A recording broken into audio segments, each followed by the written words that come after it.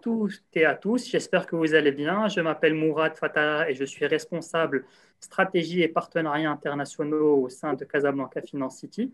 Pour commencer en quelques mots brièvement sur CFC, Casablanca Finance City est une initiative publique-privée lancée en 2010 par les autorités marocaines et elle a pour vocation de positionner, développer et promouvoir Casablanca comme un hub économique et financier au service de notre continent africain en canalisant et en massifiant les flux d'investissement. Et j'ai le plaisir aujourd'hui de faciliter cette table ronde autour du thème ô combien important de l'inclusion financière et du FinTech for Good. Inclusion financière, certes, oui, mais pas que, parce qu'on parlera aussi de sujets connexes et adjacents au sein de cette table ronde, comme l'inclusion digitale, économique et sociale. Avant de vous présenter nos panélistes et de débuter les débats, j'aimerais brièvement partager quelques éléments de contexte et des chiffres clés sur notre sujet. Première tendance, l'agenda inclusion financière progresse à travers le monde.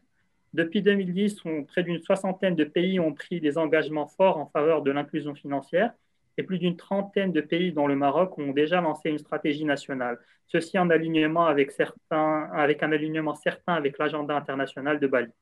Et aussi, selon la Banque mondiale, à peu près 70% des adultes détiennent aujourd'hui un compte auprès d'une banque ou d'un service de mobile money. À titre de comparaison, ils étaient à peine 50% il y a 10 ans. Et d'après la base de données Global Findex, 1,2 milliard d'adultes ont pu ouvrir des comptes depuis 2011. Donc, ça permet d'apprécier le chemin à parcourir. Cependant, il ne faut pas oublier que de fortes disparités et des lignes de facture persistent. Déjà d'un pays à l'autre, d'une zone géographique à l'autre. Ensuite, secondo, entre les populations urbaines et les populations rurales.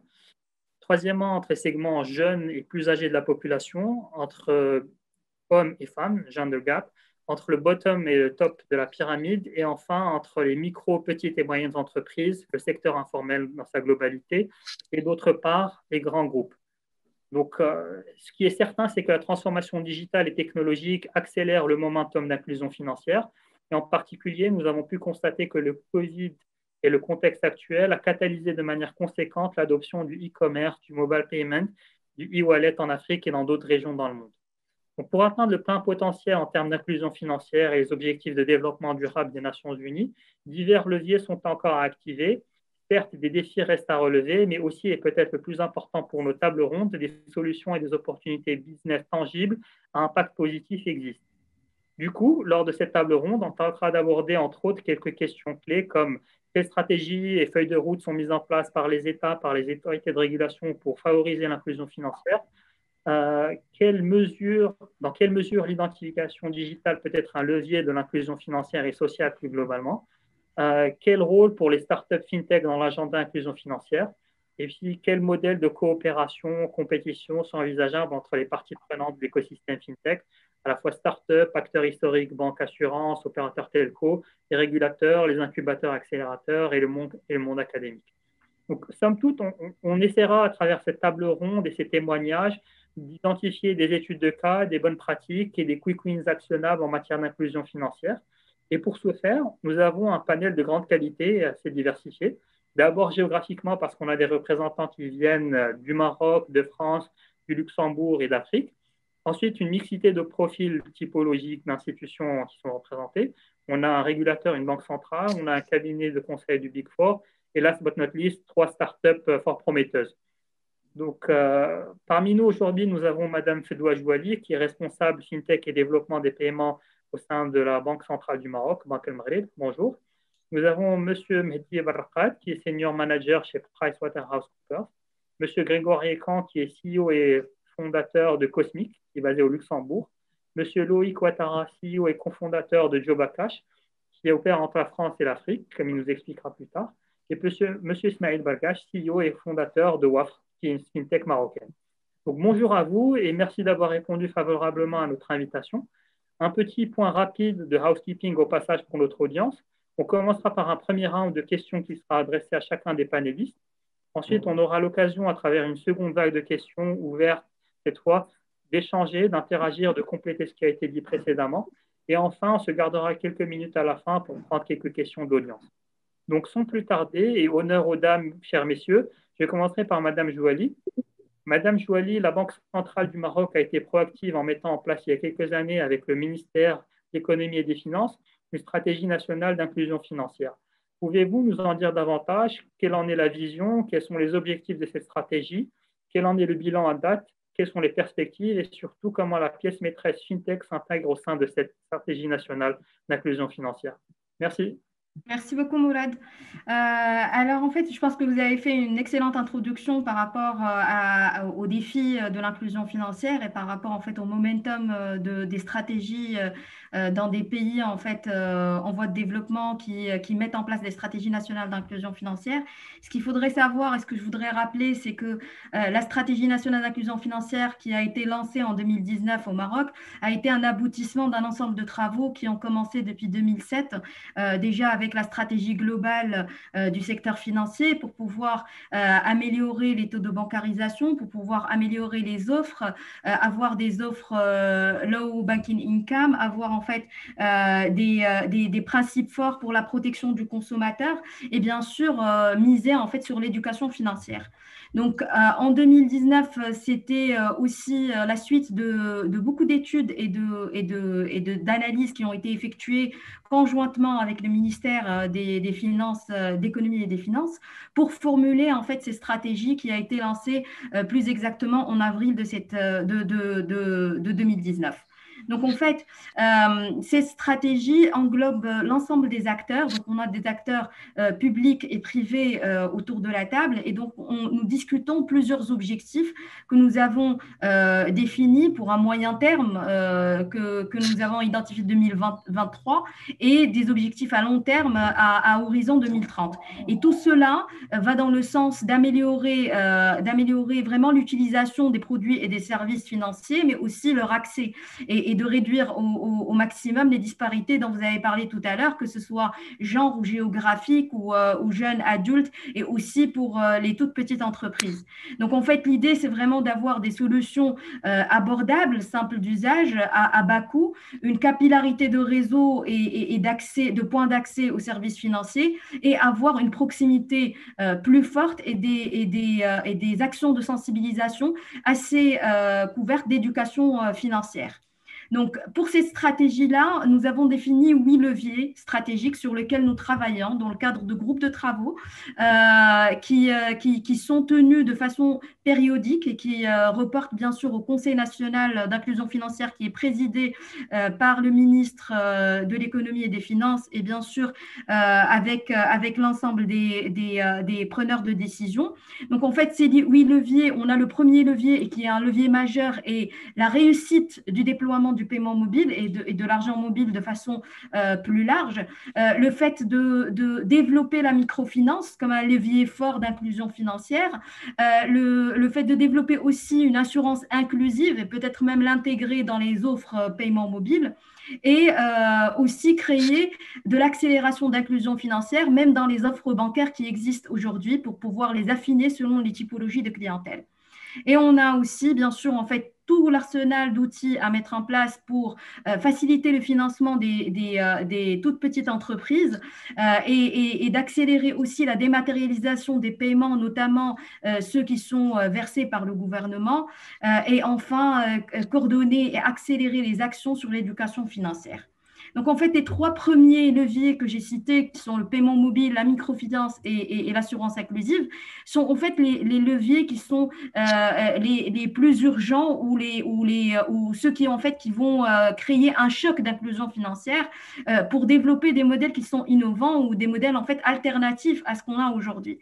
C'est-à-dire que c'est là où on fait appel à l'innovation et, en fait, c'est là où on dit que nul ne peut nier, en fait, l'apport de l'innovation pour améliorer et développer l'inclusion financière. Donc, on aura besoin de nouveaux modèles pour pouvoir avoir des réseaux de distribution qui sont capillaires et qui sont diversifiés, des modèles en fait qui vont permettre d'avoir de la valeur ajoutée auprès du consommateur final et auprès des cibles de l'inclusion financière qui sont les ruraux, les femmes, les jeunes, etc., en ayant en fait des offres qui sont spécifiques à ces cibles-là. Et enfin, on a toute la partie financière et partie aide au financement des startups, que ce soit par les programmes qui ont été mis en place par le gouvernement avec, bien sûr, conjointement avec Banque El Maghrib, que ce soit pour le programme Intelaqa ou que ce soit en fait pour la garantie des crédits ou le mécanisme de mettre en place les financements participatifs, etc. Donc tout cela, bien sûr, est brassé avec un axe qui va être transverse, qui est l'éducation financière, qui est très importante. C'est-à-dire qu'aujourd'hui, même si on travaille sur le développement des outils ou des produits, on a besoin d'un levier de communication et d'éducation financière des populations pour l'usage et l'accès à ces services financiers. Donc cela, en fait, pour un peu résumer les objectifs que nous avons tracés aujourd'hui et sur lesquels nous travaillons. Bien sûr, vous avez cité tout à l'heure la crise sanitaire. Donc, en fait, c'était vraiment quelque chose en fait, qui a accéléré les objectifs qui étaient déjà mis en place. Il y a eu des mesures en fait, qui ont été prises de façon ponctuelle, mais qui vont et qu'on pousse en fait, qui soient pérennisées dans le temps pour pouvoir en fait améliorer et apporter le support nécessaire pour les petites entreprises, mais aussi pour les particuliers, pour qu'ils participent ou qu'ils aient accès à ces services financiers, puisque ce sont ces populations-là qui ont été cibles de l'inclusion financière qui sont les plus vulnérables en période de crise. Et donc, c'est eux qui sont les plus touchés et c'est eux sur lesquels on doit se focaliser sur l'atteinte de nos objectifs.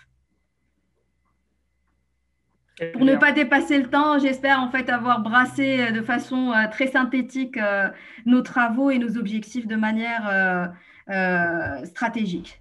Tout à fait. Merci bien, Madame Jouali, pour cette vision d'ensemble, cette approche écosystémique de cette stratégie nationale qui fait intervenir à la fois les acteurs du secteur privé, mais aussi du secteur public, qui brasse aussi large sur les segments insurance, sur microfinance et autres. Donc, ça permet effectivement d'avoir une vision plus claire sur ces stratégies et sur ces ambitions aussi pour un horizon proche.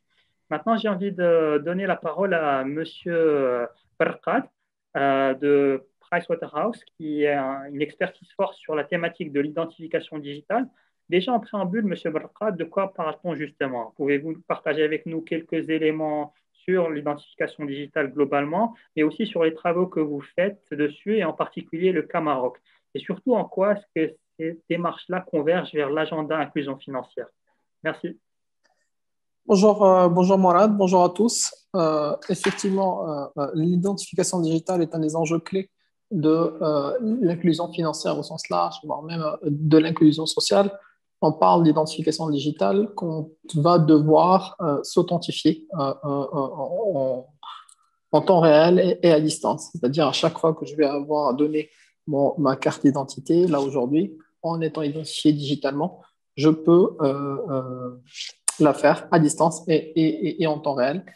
Et ça peut se baser sur un certain nombre d'attributs, des attributs qui nous sont assignés, comme notre carte de CIN, comme notre compte bancaire, des attributs qui nous sont inhérents, comme la biométrie, sachant que la biométrie est la donnée la plus unique chez la personne, et puis d'autres attributs qui sont plus accumulés, du type notre réseau social, du type notre adresse ou voire notre réseau professionnel.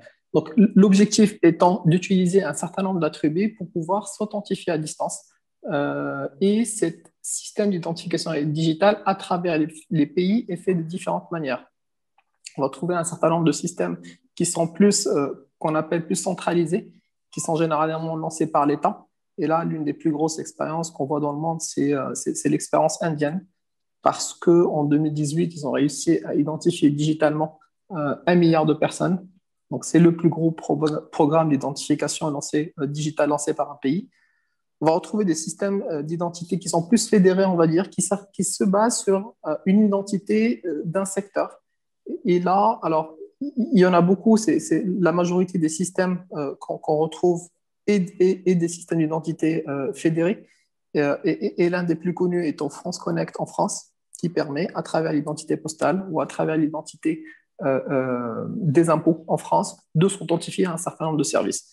Puis d'autres systèmes d'identité qu'on va appeler plus des systèmes d'identité autosouverains qui, eux, permettent de s'identifier dans un seul et même écosystème. Alors, c'est les acteurs qui interviennent sur les systèmes d'identification digitale sont généralement à l'intersection du monde des opérateurs télécoms et des banques, parce que ça va faciliter. D'un côté, on va avoir notre numéro de téléphone qui est identifié. De toute façon, pour avoir un numéro de téléphone, on est obligé de donner, d'y assigner une identité. Et puis, parce que ça va faciliter tous les use cases de paiement à distance, d'ouverture de compte à distance, de crédit scoring, de gestion de fraude, d'annonces aussi ciblées vis-à-vis des comptes bancaires. Aussi, on va retrouver aussi le secteur de l'industrie et puis, comme je disais au début, l'État. Parce qu'on voit beaucoup d'initiatives, beaucoup dans le monde, alors beaucoup dans les pays émergents, où les pays commencent à créer leur propre système d'identification digitale pour permettre un certain nombre de use cases, autant administratifs. Et là, on parle, par exemple, si je prends l'exemple du Maroc, on va parler de la simplification des procédures pour faire un certain nombre de demandes de documents administratifs à distance, ou voilà, pour des raisons plus sociales, pour cibler les gens, cibler les aides qui sont données des personnes, voire des fois pour des raisons qui sont plus sécuritaires quand on parle de l'État. Donc voilà, pour résumer, les usages qu'on va avoir avec l'identification digitale, c'est essentiellement des usages d'authentification, c'est-à-dire de vérification d'une identité, de vérification d'une transaction, d'une inscription, de vérification de eKYC pour venir récupérer un certain nombre de données sur la personne. Et ça, c'est le plus important, c'est que ce soit fait à distance et en temps réel. Et c'est ce qui facilite, quelque part, c'est là où ça facilite énormément l'inclusion financière parce qu'on n'a pas besoin d'avoir l'individu devant nous, typiquement, pour venir faire une transaction bancaire ou pour venir ouvrir un compte en banque. Alors, vous avez parlé, Mourad, du cas du Maroc. Alors, au Maroc, beaucoup de choses sont faites.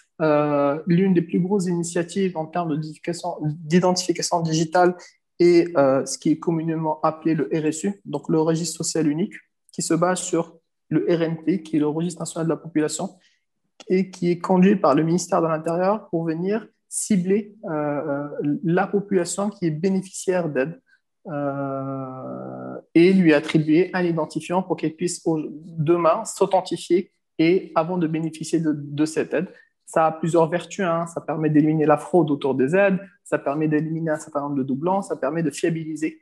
Pour le coup, très concrètement, l'aide qui est donnée à la personne, on est sûr que cette aide-là est destinée à la personne qui la mérite via un certain nombre de mécanismes de vérification et notamment cette identification digitale. Voilà. Maintenant, c'est le plus gros programme gouvernemental au Maroc, mais c'est quelque chose qui existe dans un certain nombre de pays aussi. Et puis, les deux pôles qui ressortent quand je parle en termes étatiques, on va parler j'ai parlé du côté indien. Il y a aussi la Lituanie qui, elle, a un programme d'identification digitale qui est très, très poussé, qui va, et c'est l'un des premiers qui ont réussi à le faire, c'est faire un vote présidentiel à distance grâce à cette identification digitale et grâce à cette authentification qu'ils ont pu faire de manière très forte. Voilà, c'était pour résumer globalement le monde de l'identification digitale. C'est un des prérequis, à mon sens, pour l'inclusion financière parce que c'est ce qui permet aujourd'hui de venir pousser les gens vers le monde financier et sans qu'ils aient besoin à se déplacer, sans qu'ils aient besoin même de venir se présenter à un organisme financier. Super, merci beaucoup Mehdi pour cet éclairage. Donc on comprend mieux maintenant les enjeux de cette identification digitale qui est un peu finalement le backbone sur lequel vient se greffer tout un système applicatif, que ce soit sur l'inclusion financière ou autre. Et c'est aussi intéressant de mettre les choses en perspective, les initiatives fort prometteuses au Maroc par rapport aux benchmarks internationaux, le cas de l'Inde où tout est méga finalement à l'échelle de la population, et aussi la Lituanie qui est un exemple qu'on suivra de très près. Merci beaucoup Mehdi pour ces éléments de contexte. Très bien, j'aimerais inviter M. Yakan avec sa casquette d'entrepreneur FinTech. Cosmic est une FinTech luxembourgeoise qui a pour objectif de développer l'inclusion bancaire en Afrique de l'Ouest, au Togo, mais pas que, aussi un certain nombre de pays de la région. Et on en parlait en préambule de cette table ronde. Monsieur Yakan me disait qu'il avait plus de collaborateurs basés au Togo qu'au Luxembourg. Et donc, tout ça se fait à travers une application de mobile banking. Déjà, pour commencer, Monsieur Yakan, que fait Cosmic précisément? Quels sont les pain points que la startup ambitionne de résoudre? comment votre solution contribue-t-elle à l'inclusion financière sur les géographies et les métiers que vous segmentez et que vous servez? Et enfin, quelles sont les prochaines étapes de développement de la startup? Merci. Okay. Bonjour à tous. Effectivement, ça fait beaucoup de questions. Donc, on est basé au Luxembourg, au Togo, et on a une ADN très tech. Donc, voilà, on n'a pas vocation à remplacer ni les banques ni les opérateurs télécoms. On fournit principalement des services de paiement et de wallet bancaire au travers d'une application smartphone.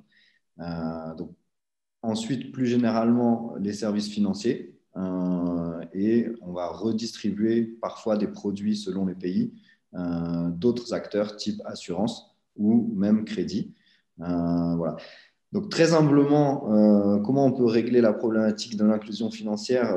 On ne va pas la régler tout seul, hein. Ça c'est sûr, ce n'est pas Cosmic qui va réduire ça. Et plus généralement, on va parler de réduire les inégalités d'accès en fait, à ces services financiers-là, ou même typiquement parfois à des paiements de factures. S'il faut commencer par se déplacer 30 km pour aller payer une facture ou pour aller recharger son compte, vous avez déjà une inégalité par rapport à ça, bien souvent au détriment des populations les moins aisées. Donc le fait de pouvoir le faire depuis son téléphone sans avoir à se déplacer, c'est déjà une bonne chose. Donc voilà, ça c'est un exemple concret. Après, dans les défis, parce qu'on en parlait un petit peu, et c'est bien de parler de ce qui est challenging, on va dire. Clairement, le volet régulation, pour nous, est un challenge permanent. Et les délais de traitement des dossiers concernant des licences ou des choses comme ça. Et c'est bien qu'on ait une banque centrale avec nous autour de la table. Ces délais-là sont parfois très longs. En tout cas, à l'échelle de la durée de vie d'une start-up, c'est très long. À l'échelle d'une grosse société ou d'un ministère, effectivement, 3 mois, c'est rien. 6 mois, c'est pas grand-chose. Mais parfois, une start-up, elle a peut-être qu'1 an ou 2 ans à vivre. Et donc, ça peut aller très vite. Et après, je rajouterai 2 points dans les défis. Le financement, parce qu'en tant que start-up, fintech, sur des business models qui sont liés au flux avec des toutes petites commissions, il faut trouver des financements, il faut souvent lever des fonds. Ce n'est pas forcément quelque chose qui est facile, surtout sur le continent africain. Et après, vous l'avez cité, mais nous, on le voit à la fois comme un défi et une opportunité, c'est l'impact Covid qui a freiné un petit peu les déplacements et notre capacité de travail à distance, en tout cas à l'international, mais qui a considérablement accéléré le e-commerce. Voilà, donc je fais très court. Après, dans les pistes de développement, peut-être un point plus RSE ou ESG, responsabilité sociétale des entreprises. On lance avec les Nations Unies depuis hier un grand programme qui vise à combattre la malnutrition chronique, donc avec Unit Life et la chaîne d'hôtels panafricaine Onomo. Et donc, voilà, il y aura des dons en ligne et si vous voulez regarder, c'est unitlife.cosmic.com, vous trouverez les infos. Voilà un petit peu les enjeux et je laisse la parole aux autres entrepreneurs parce que je sais que le temps est limité. Voilà. Merci beaucoup Grégoire, effectivement c'est intéressant et on creusera davantage cette collaboration à cette initiative, donc encore une fois avec les Nations Unies, les objectifs du développement durable, un grand groupe Onomo et puis une start-up, donc tout ça est de bon augure. Super. Maintenant, si vous me le permettez, je passerai la parole à Monsieur Ouattara, qui est CEO de Jobacash. Le transfert de la solidarité, comme j'ai cru lire quelque part, FinTech de la diaspora africaine en France, Joba propose une solution de transfert de tickets, donc alimentaire, santé, cadeaux, portefeuille mobile à l'étranger sous forme de cash to goods. Monsieur Ouattara, pouvez-vous nous en dire un peu plus sur Joba? Il me semble également que ce qui est intéressant, c'est que vous faites le lien entre à la fois inclusion financière, mais pas que, vous ambitionnez aussi d'adresser l'inclusion sociale. Si vous pouvez nous en dire un peu plus, merci. Merci Mourad pour l'introduction. Effectivement, en fait, Jobacash, fintech française, mais à dimension également internationale avec l'Afrique. Notre but, c'est de changer un petit peu les transferts d'argent comme ils se font d'habitude et de pouvoir en fait sécuriser, flécher l'argent des diasporas qui est très important annuellement pour l'aide justement vers les familles, de pouvoir le sécuriser, le flécher et l'amener vers des services de première nécessité. Ce qu'on a identifié chez nous, c'était la santé et l'alimentaire comme des besoins essentiels pour lesquels les familles envoient de l'argent vers l'Afrique. Et on a décidé de créer un système de tickets santé qui permet de mettre en relation tout de suite les partenaires santé. Je prends l'exemple de la Côte d'Ivoire, où c'est plus de 1500 points santé. Avec ce ticket, votre proche peut aller se faire soigner et également récupérer ses médicaments en pharmacie, et plus si besoin. On voulait en fait lancer un service de transfert à la carte aux besoins de tous. Effectivement, pour nous, l'inclusion sociale et financière, c'est très important. Je dirais inclusion sociale parce que pour nous, c'est améliorer les conditions des individus dans ces pays-là et des groupes.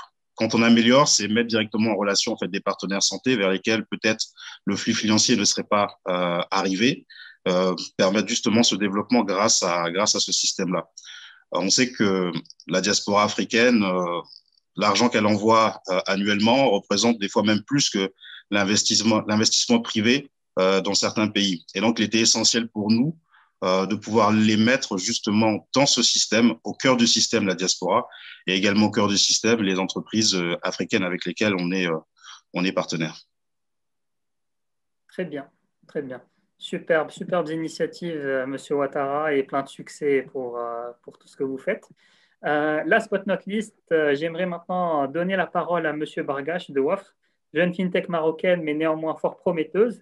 Wafr est une application de paiement mobile permettant à la grande distribution d'augmenter leur volume de vente en épicerie, tout en permettant également aux clients d'obtenir un système de cashback.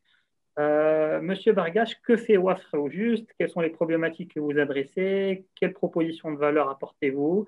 Et enfin, quelles sont vos projections sur un horizon moyen terme?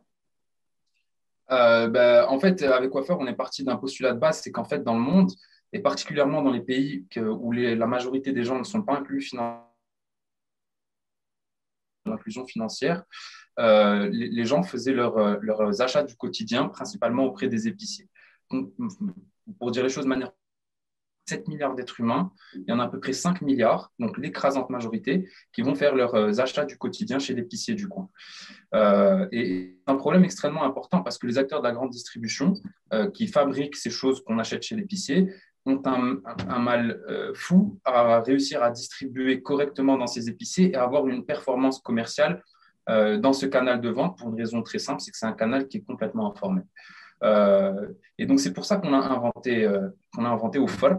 Wafr, c'est tout simplement une application mobile qui permet aux gens qui font leurs courses chez l'épicier de pouvoir obtenir une promotion immédiate au moment de l'achat, qui permet à l'épicier d'augmenter un petit peu sa marge à chaque fois qu'il accepte d'être payé via l'application plutôt que via le cash, et qui permet à l'acteur de la grande distribution d'avoir un outil qui permet d'augmenter sa part de marché et donc sa performance commerciale et donc sa rentabilité contre une réduction qui nous permet, nous, ensuite, de faire ces cashbacks qui vont aux clients finaux et aux épiciers.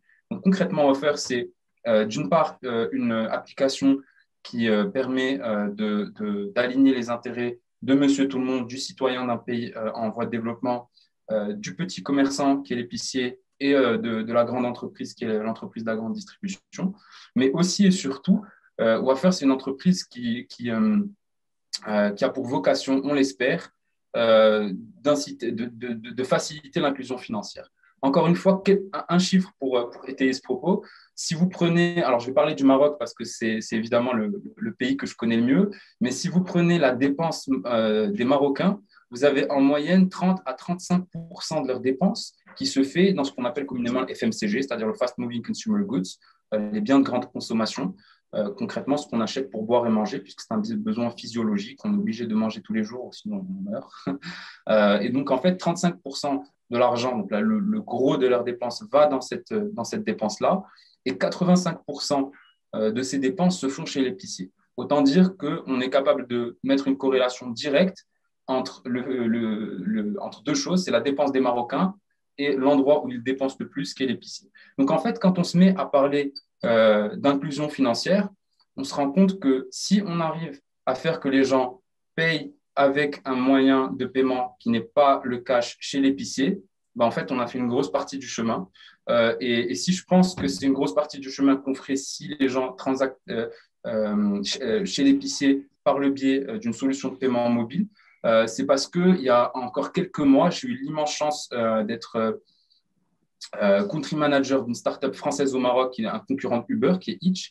Et pendant cette expérience, j'ai pu tirer une conclusion fondamentale, c'est qu'il y avait une corrélation extrêmement forte entre la quantité de supply, c'est-à-dire concrètement pour Hitch, donc la quantité de voitures qu'on met, et la quantité de personnes qui venaient utiliser ces voitures. Il y a un effet de levier qui se fait.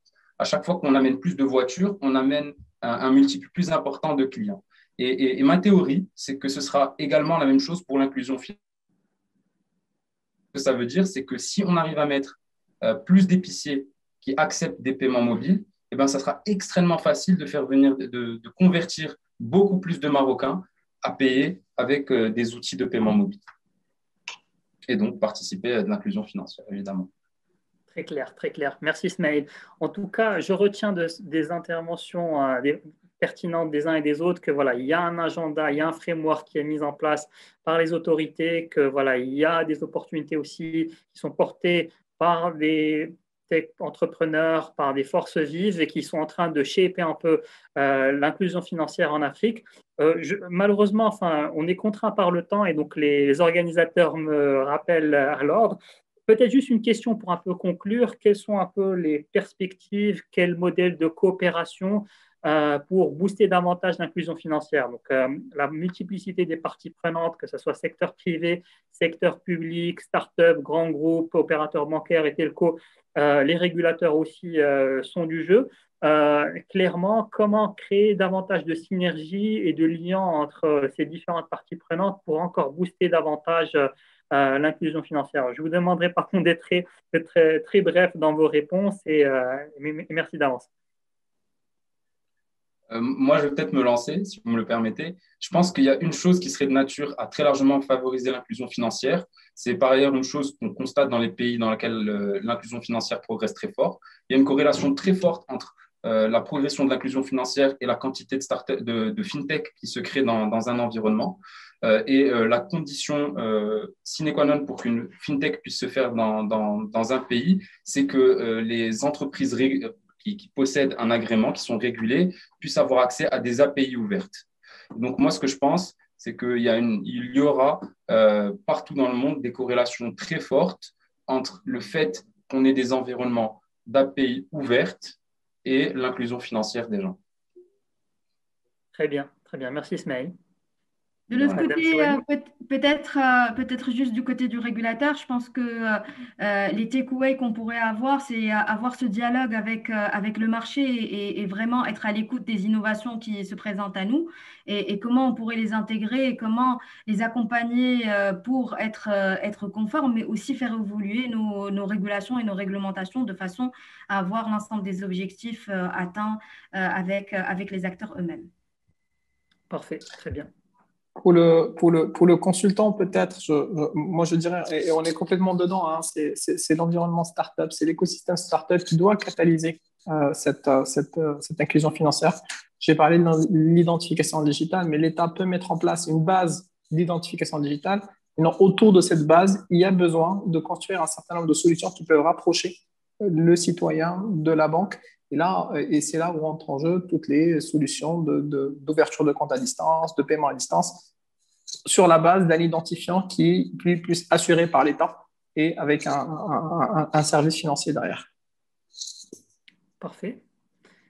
Grégoire ou Loïc, peut-être un mot pour conclure?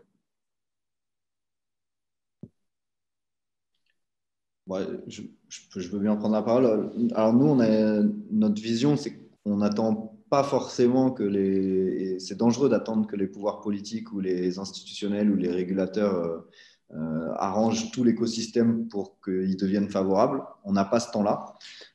Donc, notre vision, c'est vraiment de travailler avec d'autres acteurs du secteur privé pour essayer, un peu comme le disait Ismaël, pour essayer d'avoir l'offre la plus pertinente possible pour que justement ces utilisateurs-là soient convaincus des produits. Et donc, si demain, 2, 3, 4 fintechs se mettaient ensemble pour construire le meilleur produit possible, nous, on y croit vraiment là-dessus. Et on ne va pas forcément attendre que les régulateurs nous facilitent la tâche. Voilà. Très bien. C'est exactement, si je peux aussi donner quelques mots pour conclure, la même vision que j'ai avec que Grégoire. Je pense que c'est le partenariat entre startups fintech qui va permettre justement de faire évoluer la régulation assez rapidement d'une part, et aussi de favoriser l'éclosion de nouveaux services financiers pour les personnes et d'aller plus vite. On ne peut pas innover partout. Là où c'est déjà fait, autant se rapprocher d'une fintech, s'associer en partenariat pour aller plus vite. Et comme Grégoire le disait, on n'a pas le temps en tant que jeune start-up d'attendre. Absolument, absolument, Loïc. Je ne peux qu'abonder dans ce sens et rejoindre ce que disait Grégoire. Time is money pour les startups et pour tout le monde. C'est encore plus vrai. Donc, en tout cas, clairement, merci à vous tous pour cette discussion très intéressante, mais malheureusement resserrée dans le temps. La collaboration est principale, que ce soit au sein des écosystèmes fintech, avec les régulateurs, dans une boucle d'apprentissage, comme ce que disait Fidoua tout à l'heure, un apprentissage entre le dialogue public-privé pour mettre en place encore une fois le cadre qui est nécessaire et qui permet de mieux canaliser tout ça. Et puis voilà, moi je vous rejoins totalement là-dessus et je vous souhaite à tous bon vent dans vos entreprises et dans vos initiatives respectives et à très vite. Merci. Au revoir. Merci, au revoir.